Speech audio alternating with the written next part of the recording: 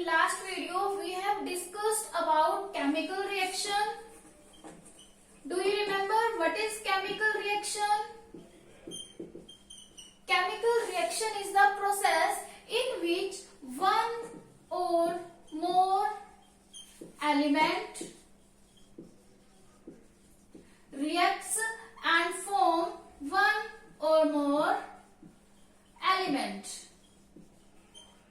Means क्या होता है केमिकल रिएक्शन में, एक या एक से ज्यादा रिएक्टेंट रिएक्ट करेंगे और क्या फॉर्म करेंगे, एक या एक से ज्यादा रिएक्टेंट प्रोडक्ट फॉर्म करेंगे, उसे हम क्या बोलते हैं, केमिकल रिएक्शन. अब नेक्स्ट हमने ये भी डिस्कस किया था, what is chemical equation.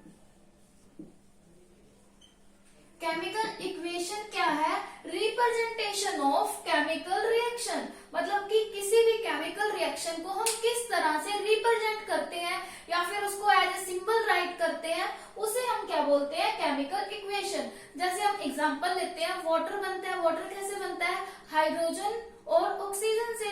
Means hydrogen and oxygen react to form water. तो इसकी रिप्रेजेंटेशन जो है, मीन्स अगर हमने ओरली बोल दिया कि हाइड्रोजन और ऑक्सीजन रिएक्ट करके वाटर बना रहे हैं, it is chemical reaction. But हम जब इसे एज ए सिंबल राइट करेंगे, for example hydrogen plus water, hydrogen plus oxygen makes water. It is chemical equation. ऐसे भी राइट कर सकते हैं as a symbol, H2 plus O2 makes H2O. अब इसे हम बैलेंस करें. देखिए यहाँ पर 2H है, 2O है, बट यहाँ पर O क्या है, 1, H क्या है, 2. बट हमें ऑक्सीजन 2 चाहिए, तो हमने यहाँ 2 लगा दिया. हाइड्रोजन कितने हो गए, 4, तो हमने यहाँ भी 2 लगा दिया. It is called balancing of chemical reaction which you will study in higher classes. Okay, तो today we are going to discuss chemical changes. आज का हमारा टॉपिक है chemical changes. ये सब तो हम लास्ट वीडियो में डिस्कस कर चुके हैं. Okay, let me start. Changes. Do you know what is change?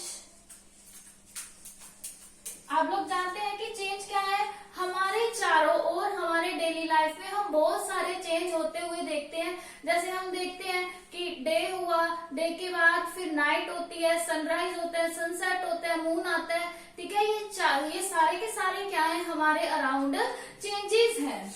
Okay, these are called changes. Means sunrise, sunset.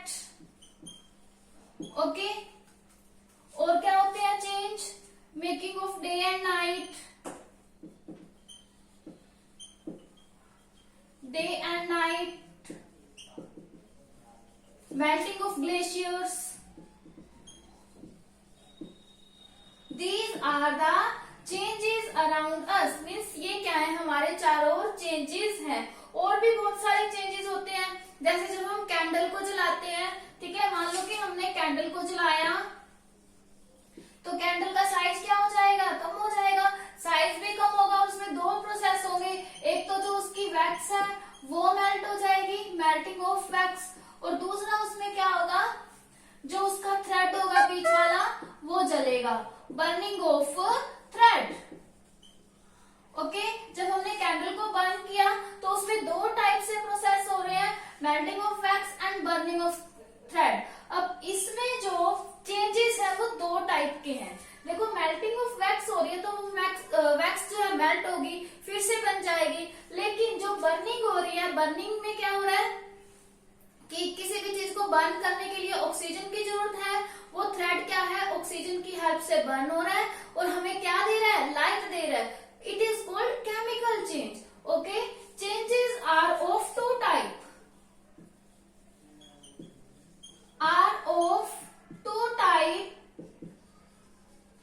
First is physical change,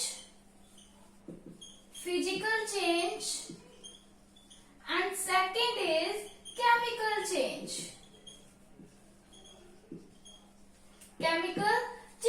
अब देखो, फिजिकल चेंज और केमिकल चेंज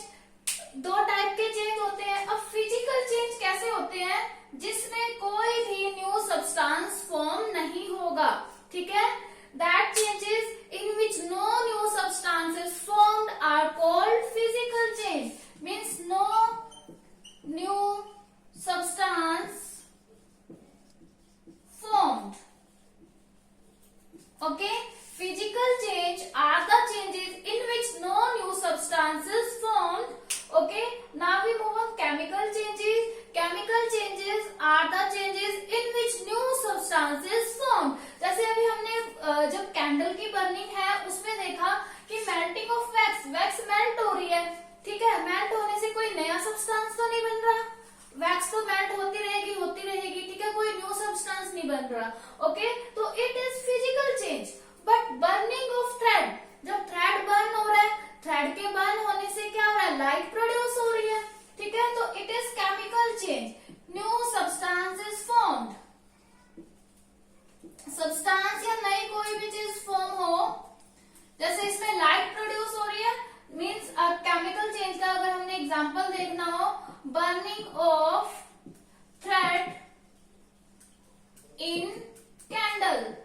ओके, कैंडल में जो burning होगी thread की वो chemical change होगा, but जो मेल्टिंग ऑफ वैक्स होगा वो फिजिकल चेंज होगा।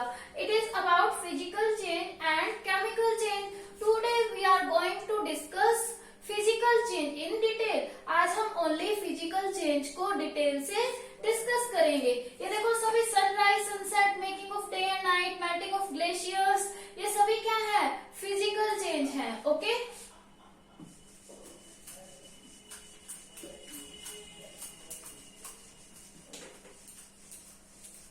अभी हमने देखा फिजिकल चेंज क्या होते हैं, जिसमें कोई भी न्यू सब्सटेंस फॉर्म नहीं होगा।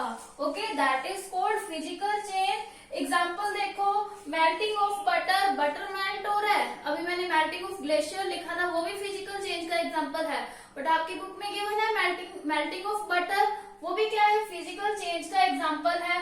मान लो कि ग्लास प्लेट टूट गई, कोई कांच का कोई बर्तन टूट गया, दैट इज फिजिकल चेंज। अगर मान लो कि हम पानी को बॉईल कर रहे हैं, ठीक है, बॉईल कर रहे हैं, that is also physical change. ठीक है, these are the physical change. अब अगर किसी की कलर, शेप, साइज चेंज हो रहा है, तो ये सभी क्या है, फिजिकल चेंज में आएंगे, क्योंकि इसमें कोई भी नया सब्सटेंस फॉर्म नहीं हो रहा। So these are called physical change. अब फिजिकल चेंज जो है, फिजिकल चेंज रिवर्सिबल हो भी सकते हैं और नहीं भी हो सकते। दिस मे बी रिवर्सिबल और नॉट, मीन्स ये रिवर्सिबल हो भी सकते हैं और नहीं भी। एग्जाम्पल देखो, जैसे मेल्टिंग ऑफ बटर है, अगर हम उसको हाई टेम्परेचर पे रखेंगे तो मेल्ट हो जाएगा, बट अगर हम उसे फिर से लो टेम्परेचर पे ले आते हैं, फिर से वो जम जाएगा, अपनी पहले वाली फॉर्म में आ जाएगा। ऐसे ही मेल्टिंग ऑफ ग्लेशियर है, अगर टेम्परेचर ज्यादा हो गया तो मेल्ट हो जाएंगे ग्लेशियर, अगर टेम्परेचर कम हो गया तो फिर से वहां पर क्या हो जाएगा, स्नो, मीन्स बर्फ जम जाएगी। Okay, these are called physical change, means ये क्या है, रिवर्सिबल है बट नॉट रिवर्सिबल। जैसे अब कांच का ग्लास या प्लेट टूट गई, तो वो क्या है, that is not reversible. Okay, but that is physical change. Physical change तो है बट वो रिवर्सिबल नहीं है। Okay, these are called physical change. Next we move on crystallization. Crystallization, it is also a physical change. Crystallization क्या है, ये भी एक फिजिकल चेंज है। इसमें हम क्या करते हैं, किसी इम्प्योर सब्सटेंस से उसके प्योर के क्रिस्टल बनाते हैं। ठीक है, मान लो हमारे पास कोई इम्प्योर सब्सटेंस है, हम क्या करेंगे, उसके क्रिस्टल प्रिपेयर करेंगे, तो उस क्रिस्टल के प्रिपेयर करने के प्रोसेस को हम क्या बोलते हैं, crystallization. So crystallization is the process by which an impure compound is converted into the crystal। अब क्रिस्टल क्या होते हैं, अब आपको ये पता होना चाहिए, what is crystal. Crystal are the solid form of compound. अगर कोई भी कंपाउंड है, उसकी सॉलिड फॉर्म है, that have a definite geometrical shape, means जिसकी क्या होती है, डेफिनेट शेप होते हैं। अब जैसे शुगर होती है ना छोटी छोटी, इस टाइप से जो भी कंपाउंड होगा सॉलिड शेप में, उसे हम क्या बोलते हैं, क्रिस्टल्स बोलते हैं। ओके,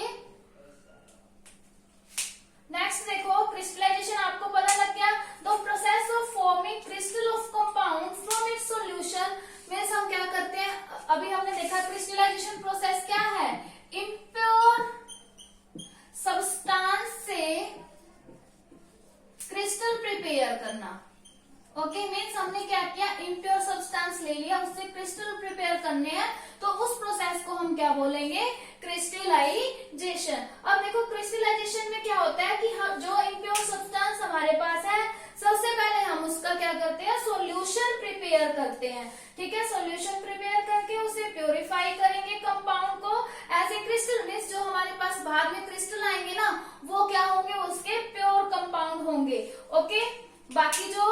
इम्प्योरिटी होंगी वो सॉल्यूशन में ही रह जाएंगी।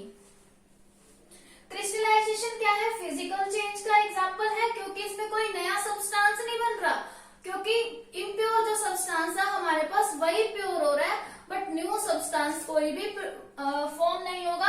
बट क्या होगा, हमने इम्प्योर सब्सटेंस का सॉल्यूशन बनाया, जो इम्प्योरिटी थी वो सॉल्यूशन में रह गई और प्योर सब्सटेंस हमें क्रिस्टल के रूप में मिल गया। So it is not chemical change, this is physical change, because no new substance is formed, just impure substance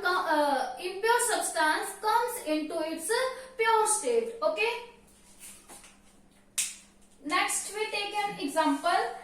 अब जो सोडियम क्लोराइड है, sodium chloride means common salt जो हम घर में नमक यूज करते हैं, उसे भी क्रिस्टलाइजेशन प्रोसेस से मतलब प्योर किया जाता है। ठीक है, सी वाटर में मिलता है हमें, ये सी वाटर को इवेपोरेट कराया जाता है, फिर वहां से ये तैयार किया जाता है। वहां से जो इसके अंदर इम्प्योरिटी मिक्स होती है, जैसे मैग्नीशियम क्लोराइड या फिर सैंड जो इसके साथ मिक्स होगी, उसे अलग कर लिया जाता है। ओके, अब कह रहे हैं कि जब क्रिस्टलाइजेशन का प्रोसेस होगा तो सैचुरेटेड सॉल्यूशन जो है कॉमन सॉल्ट का, वो प्रिपेयर किया जाता है इसे पानी के अंदर बॉईल करके। मीन्स जो कॉमन सॉल्ट है उसे हम क्या करेंगे, जब भी क्रिस्टलाइजेशन का प्रोसेस होगा तो जिस भी सब्सटेंस को हमने मतलब प्योर करना है, उसे पहले वाटर के अंदर डिसॉल्व कर लिया जाएगा, फिर उसे बॉईल किया जाएगा, फिर उसे फिल्टर किया जाएगा।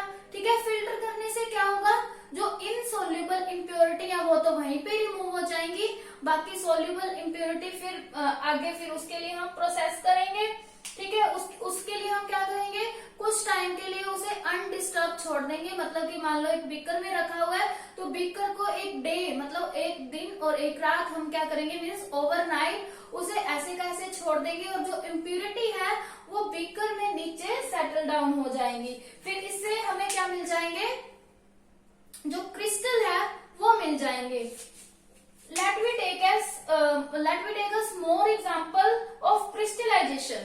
देखो हमने क्या कर लिया, कॉपर सल्फेट लिया, ये आपके बुक में एक्टिविटी भी है पेज नंबर 48 पे। क्रिस्टलाइजेशन का एक एग्जांपल है। क्रिस्टलाइजेशन में हम क्या करते हैं, इम्प्योर सब्सटेंस को प्योर बनाते हैं। तो इसी पे बेस्ड एक एक्टिविटी है आपकी बुक में पेज नंबर 48 पे, ये आप लोगों को रीड भी करनी है। देखिए, एक्टिविटी है to obtain crystal of copper sulphate. Copper sulphate के आपने क्रिस्टल ऑब्टेन करने हैं। ठीक है, कैसे क्या करेंगे, इसके लिए हम पहले क्या करेंगे, कॉपर सल्फेट ले लेंगे, कॉपर सल्फेट लेंगे। उसके बाद हम क्या करेंगे, डिस्टिल्ड वाटर भी लेंगे, और क्या लेंगे, स्टीरर ले लेंगे, और डाइल्यूट सल्फेट एसिड ले लेंगे, मींस सल्फ्यूरिक एसिड लेंगे। हमने क्या करना है, एक बीकर लिया,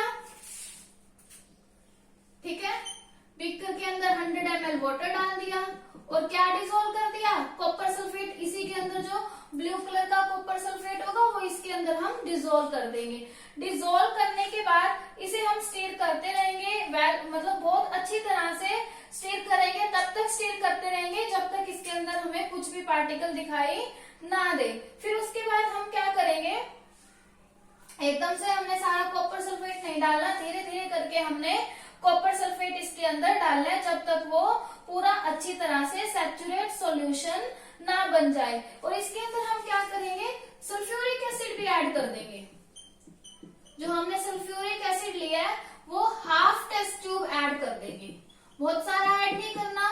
टेस्ट ट्यूब होती है छोटी सी, इसी टाइप की, इसी शेप की होती है, एक तरफ से ओपन एक तरफ से बंद है। वो हाफ टेस्ट ट्यूब मीन्स इतना H2SO4 लेके हम इसमें ऐड कर देंगे, फिर उसे अच्छे से स्टीर करते रहेंगे, फिर उसे हम गर्म करेंगे। ठीक है, गर्म करने के बाद हम उस सॉल्यूशन को फिल्टर कर लेंगे, और इनसॉल्युबल इम्प्योरिटी जो है वो रिमूव हो जाएंगी। मीन्स इसके अंदर आपने क्या क्या डाल दिया, रिमाइंड करो, वाटर था, वाटर के अंदर आपने पहले कॉपर सल्फेट डाला, स्टीर किया, फिर H2SO4 डाला, फिर थोड़े टाइम के लिए और स्टीर किया, फिर इसको आपने फिल्टर किया।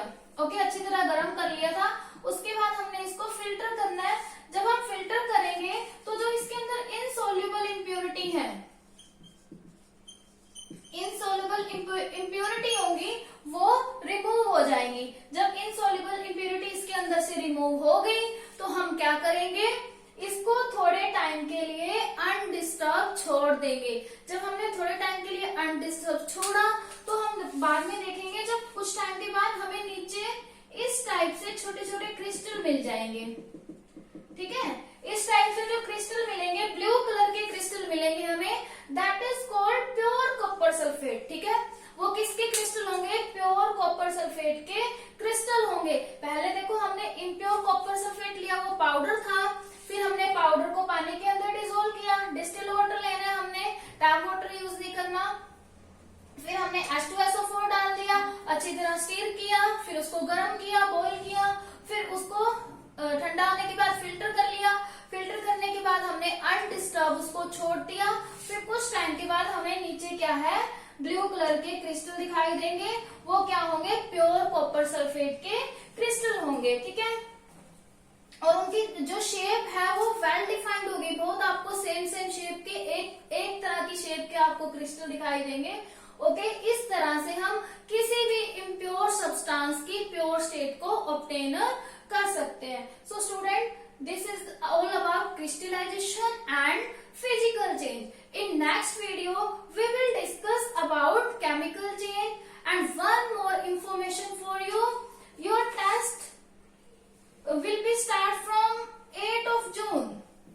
8 of June से आप लोगों के टेस्ट स्टार्ट होंगे, जिसका सिलेबस रहेगा आपके लिए चैप्टर 1 एंड चैप्टर 2।